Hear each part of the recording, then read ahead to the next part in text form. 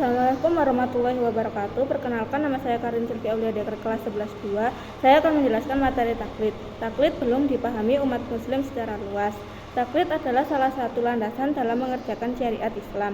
Selain dari Al-Quran dan hadis, hukum Islam juga diperoleh dari proses ijtihad.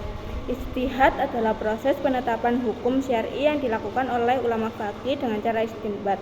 Proses ijtihad hanya bisa dilakukan oleh mujtahid atau orang-orang yang memiliki pengetahuan mendalam terhadap agama Islam. Bagi yang tidak memiliki keahlian untuk berijtihad, maka harus mengikuti pendapat para mujtahid. Tindakan mengikuti pendapat mujtahid ini disebut sebagai taklid. Pengertian taklid yaitu secara bahasa, taklid berasal dari kata qalada yuqallidu taklidan. Artinya bisa bermacam-macam, tergantung letak dan pemakaiannya dalam kalimat. Dalam bahasa Arab, qalada berarti kalung atau sesuatu yang digantungkan kepada orang lain. Namun kata ini juga bisa bermakna mengikuti, meniru, atau menyerahkan. Para ulama memiliki beberapa pendapat terkait pengertian taklid.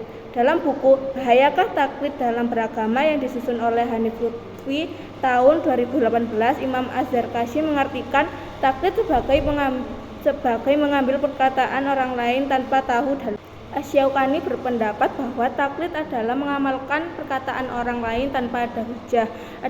Adapun menurut Ibnu Rusyid Al-Qurtubi, taklid adalah menerima perkataan orang lain karena kepercayaan yang baik terhadap orang tersebut.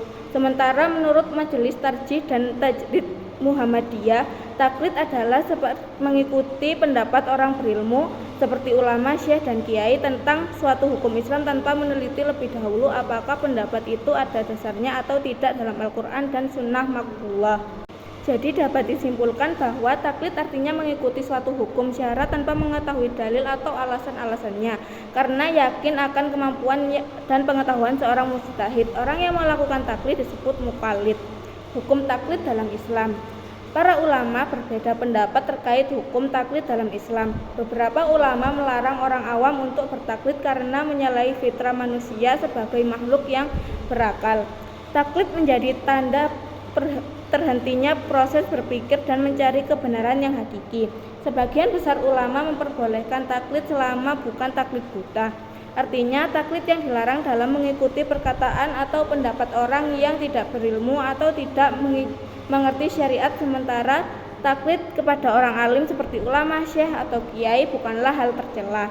Bahkan ada pula ulama yang mewajibkan orang awam untuk taklid kepada mujtahid, terutama untuk masalah furu'iyah. Adapun yang dimaksud masalah furu'iyah adalah perkataan yang tidak ada atau tidak jelas ketentuannya dalam Al-Quran dan hadis. Hukum melakukan taklid dalam pandangan Islam.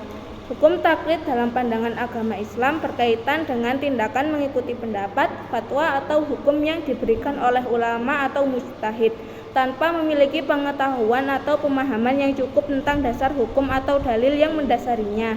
Tergantung bagaimana perilaku taklid yang dilakukan. Taklid dapat menjadi dihukumi haram, wajib, dan mubah. Taklid yang hukumnya haram.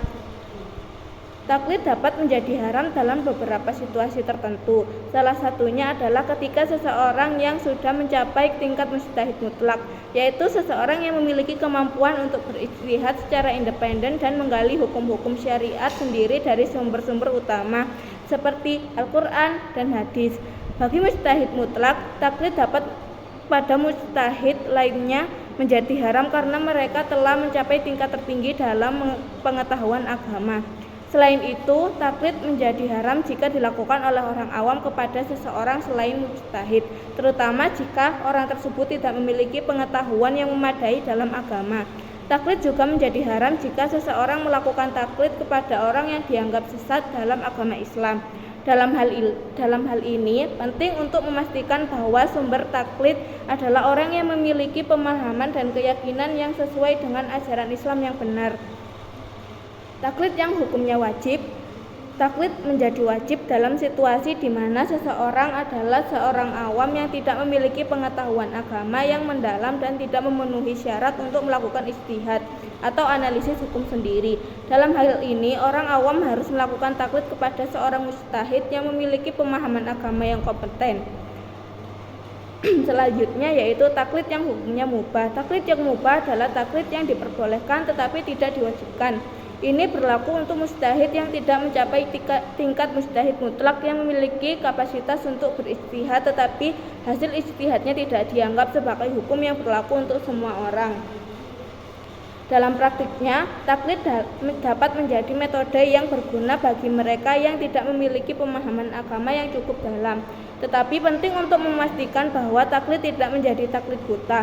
Ini berarti bahwa bahkan dalam taklid, seseorang harus memiliki pengetahuan dasar tentang dalil-dalil yang sumber-sumber hukum dalam agama Islam, dan harus berupaya untuk memahami dasar hukum dari pendapat yang diikuti. Belajar agama dari sumber-sumber utama seperti Al-Quran dan Sunnah adalah satu kewajiban bagi setiap muslim, dan taklid harus digunakan sebagai alat bantu untuk memahami dan mengaplikasikan ajaran Islam yang benar.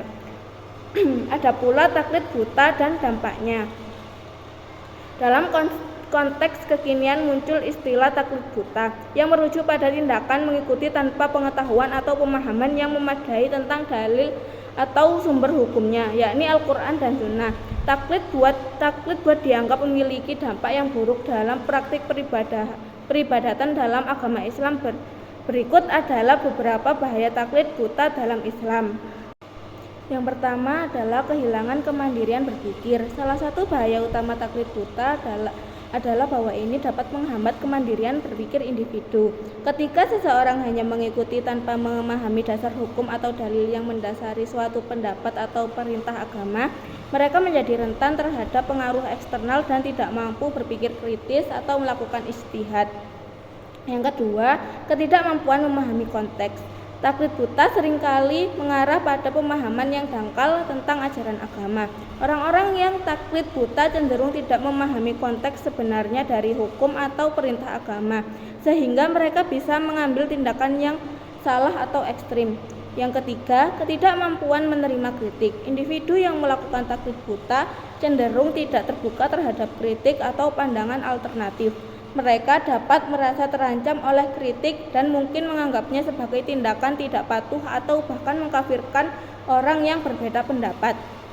Yang keempat, intoleransi agama. Taklid buta dapat memicu intoleransi agama. Orang-orang yang taklid buta cenderung merasa bahwa pendapat atau pandangan mereka adalah satu-satunya yang benar, dan mereka mungkin menganggap orang lain yang memiliki pandangan berbeda sebagai kelompok sesat atau kafir.